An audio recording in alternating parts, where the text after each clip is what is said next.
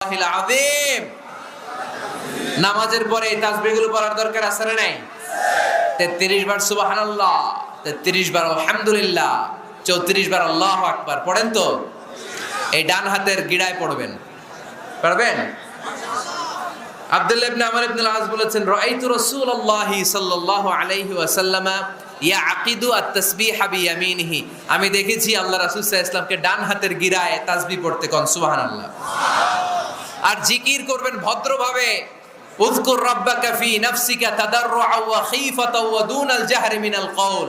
জিকির করার পদ্ধতি নাম্বার 1, মনে মনে নীরবে নিঃশব্দে আওয়াজ করে লাফালাফি করে জিকির করা যাবে না।